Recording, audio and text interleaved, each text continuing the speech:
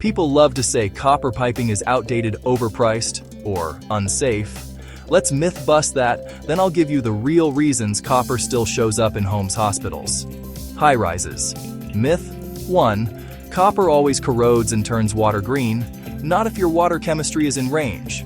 Copper forms a thin protective layer inside the pipe. Too acidic water or flux left in joints can give pinholes or tint. That's a setup problem, not a copper problem.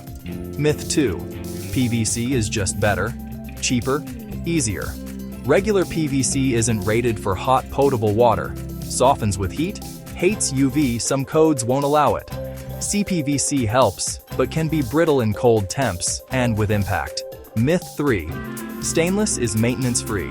It's great but pricey, trickier to join, and the wrong grade can pit or crack in chloride-rich water. So why copper? Reliability. Properly installed copper lasts 50+ years. Heat resistance, fire resistance. It handles high temps, won't melt. Ideal for hot water and hydronic heat.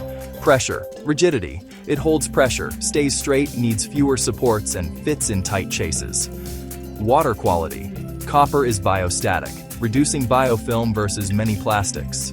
Taste. No plasticizers, no solvent odors.